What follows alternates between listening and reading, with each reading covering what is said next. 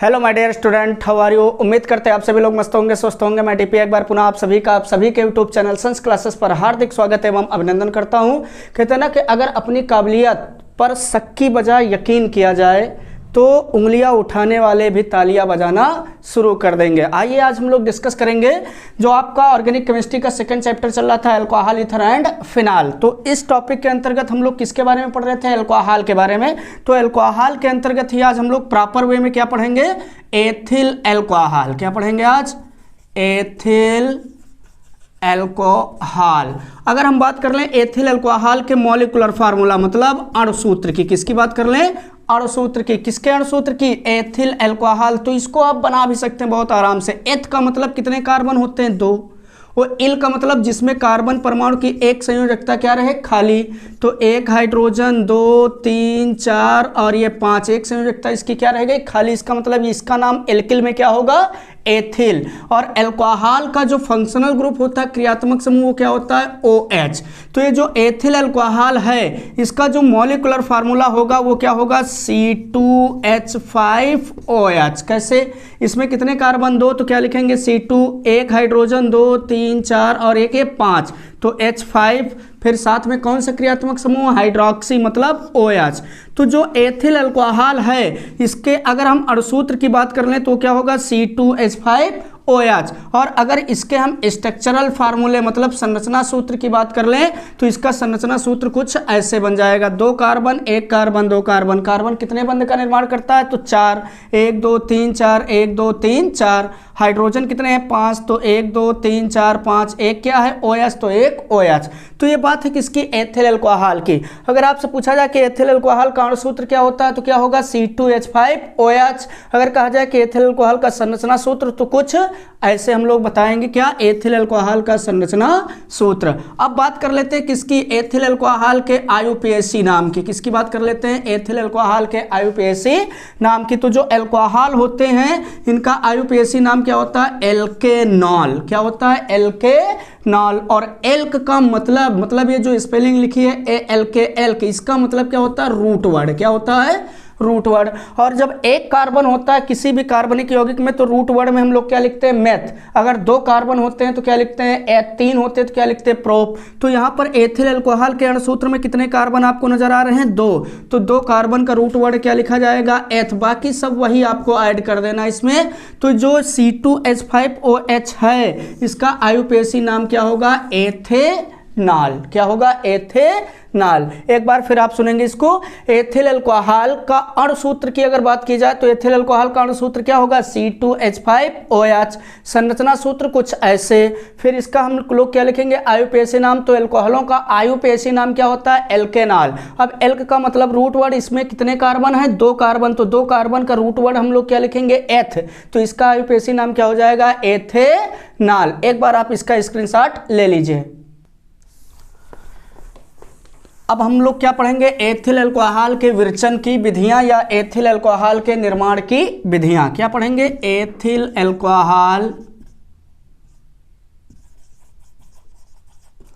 के विरचन या फिर इसी को हम लोग क्या बोलते हैं? निर्माण की विधियां।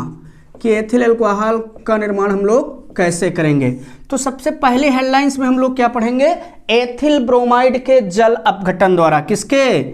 एथिल ब्रोमाइड के जल अपघटन द्वारा।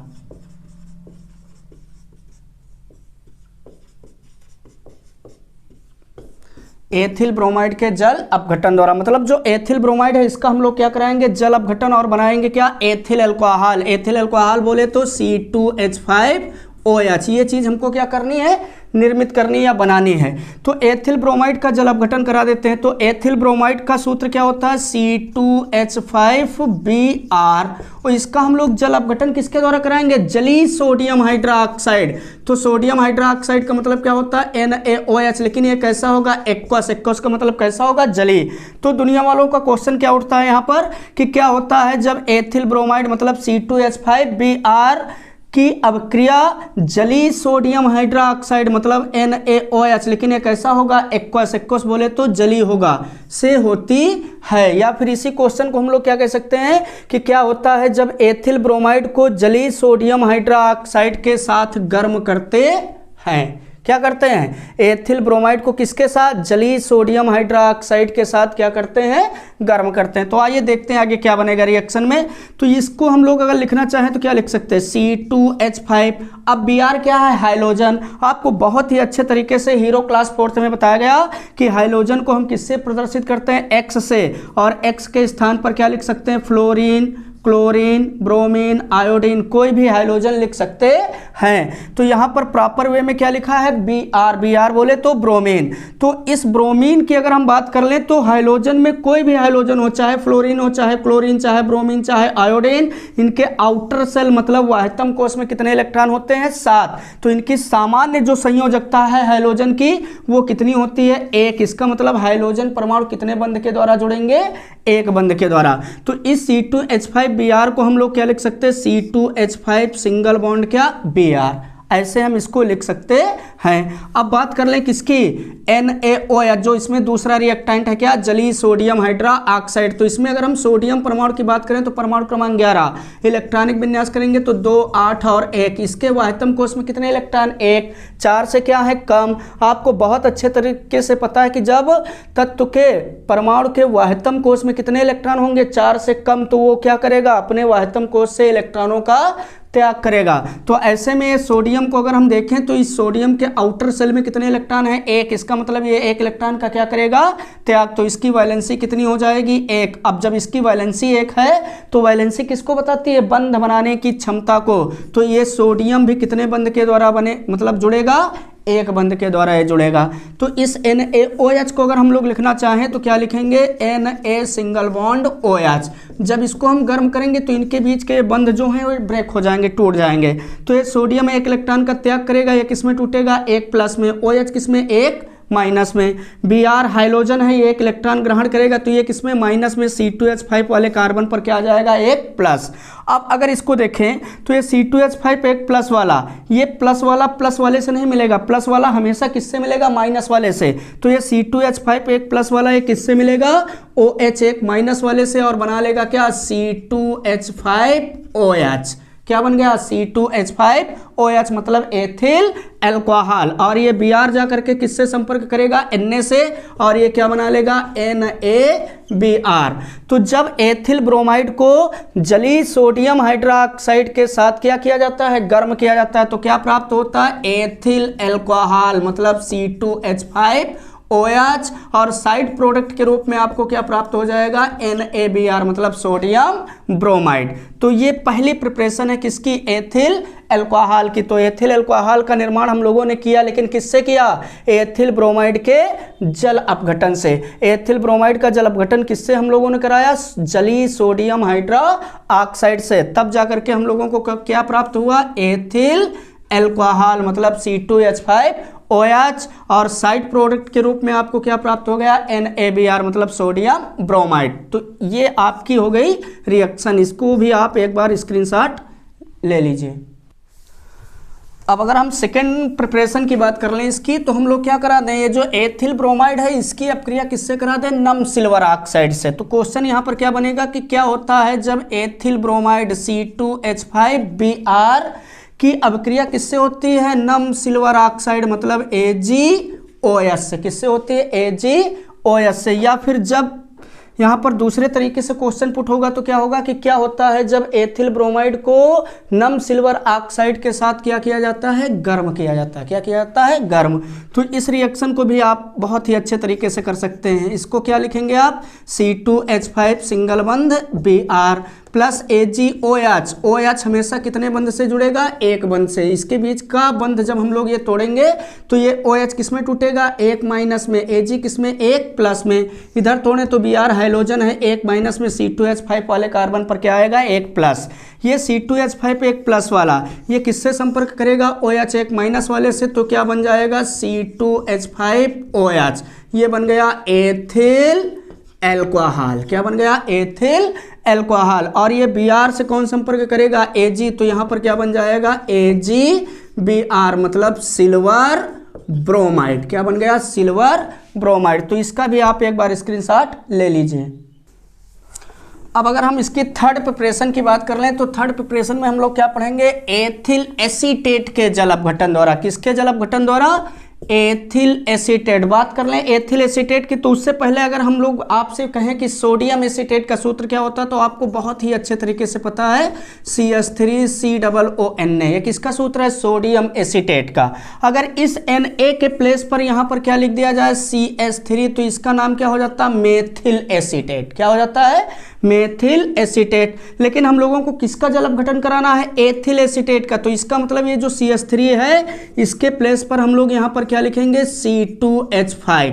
तो एथिल एसीटेट का सूत्र क्या होगा? CH3COOC2H5। ये किसका मॉलिक्यूलर फार्मूला है? एथिल एसीटेट का। इसका हम लोग क्या करा दें? जल अपघटन। लेकिन किसके द्वारा? जलीय सोडियम हाइड्रा ऑक्साइड। मतलब ये जो NaOH है ये कैसा होगा? जली। कैसा होगा?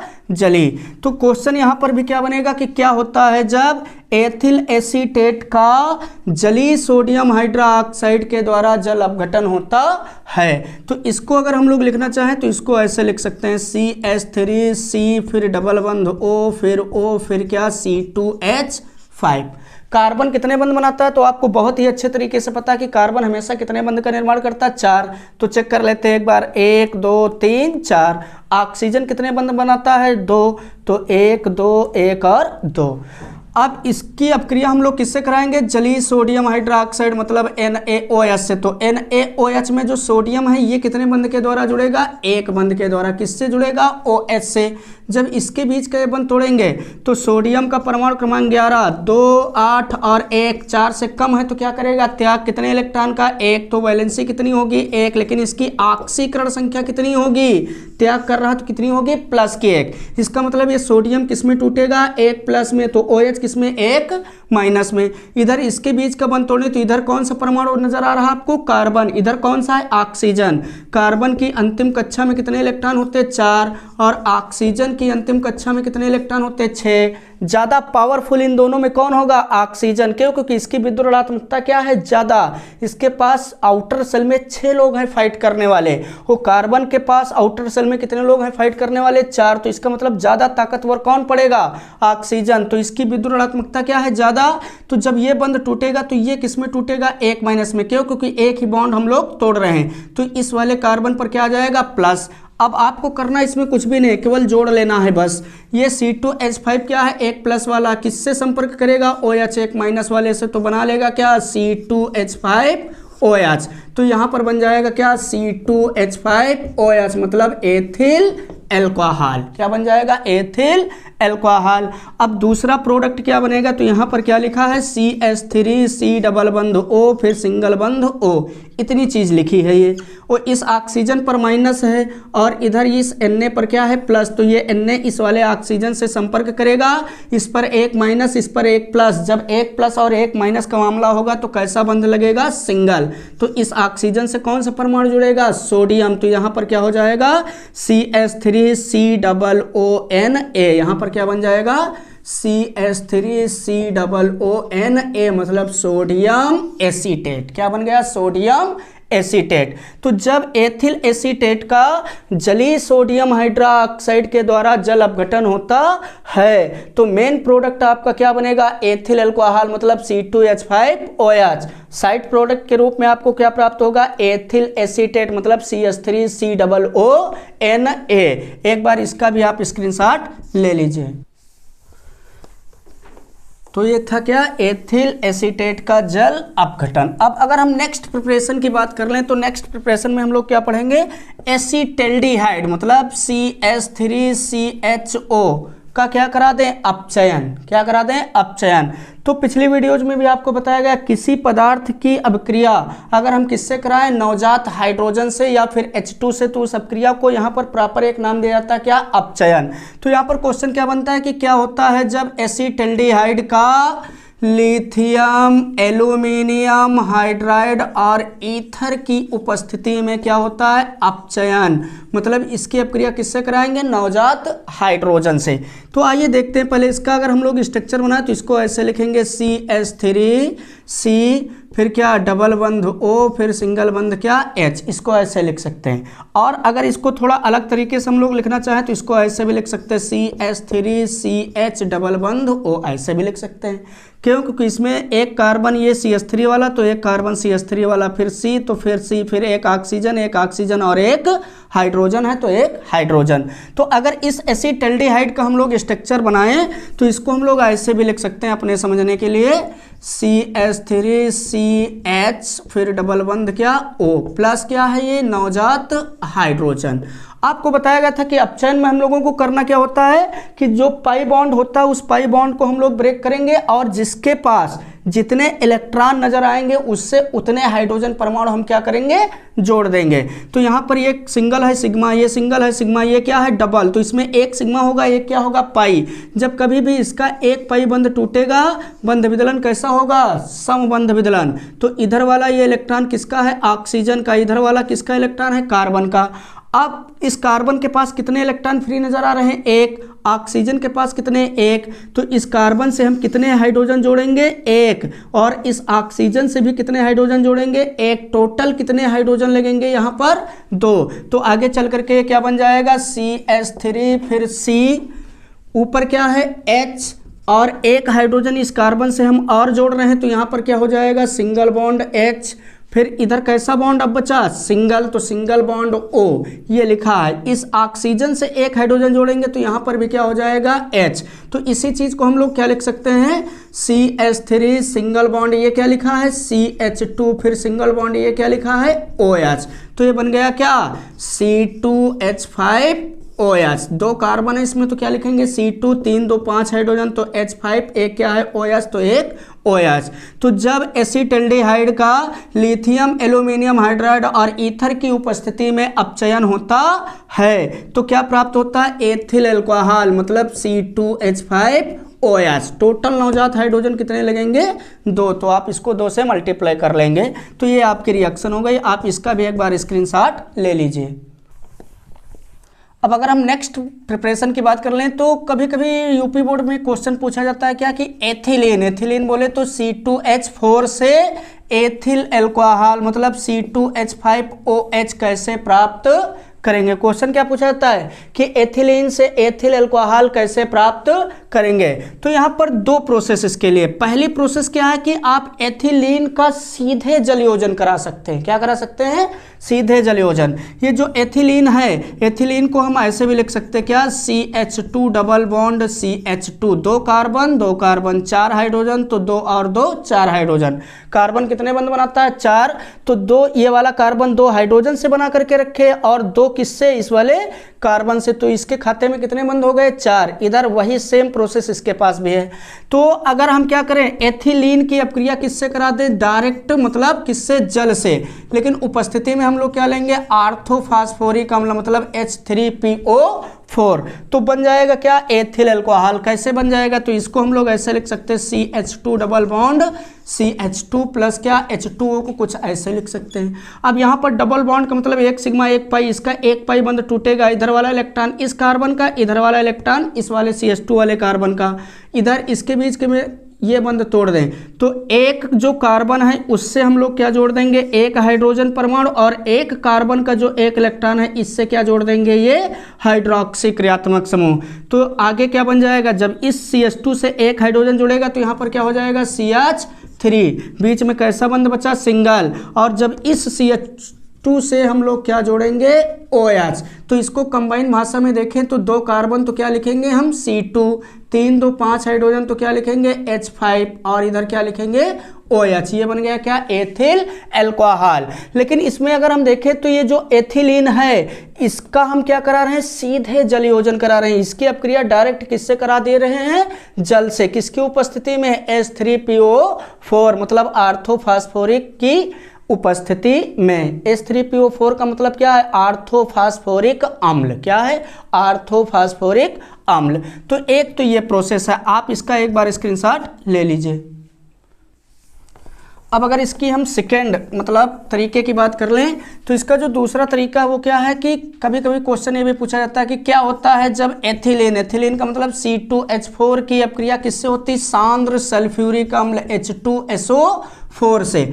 या फिर कभी कभी पूछा जाता है कि क्या होता है जब एथिलीन की अपक्रिया 100 डिग्री सेल्सियस ताप पर किससे होती है, सांद्र सल्फ्यूरिक अम्ल मतलब H2SO4 से होती है। तो यहाँ पर जब एथिलीन की अपक्रिया किससे होगी, सांद्र सल्फ्यूरिक अम्ल से, तो बनेगा क्या, एथिल हाइड्रोजन सल्फेट मतलब C2H5SO4H बन जाएगा। इसका नाम क्या लिखेंगे हम लोग, एथिल हाइड्रोजन सल्फेट। फिर दूसरे स्टेप में यहाँ पर क्या होगा कि ये जो एथिल हाइड्रोजन सल्फेट है C2H5SO4H, इसकी अपक्रिया हम लोग किससे करा देंगे, जल से मतलब H2O से। तब जा करके हमें क्या प्राप्त हो जाएगा, एथिल अल्कोहल C2H5OH और इधर क्या प्राप्त हो जाएगा H2SO4। बस डिफरेंस दोनों में क्या है कि यहाँ पर जो हम एसिड ले रहे थे ये कैसा था, कंसंट्रेट, और जो इधर प्राप्त होगा वो कैसा होगा, डाइल्यूट। कैसा होगा, डाइल्यूट।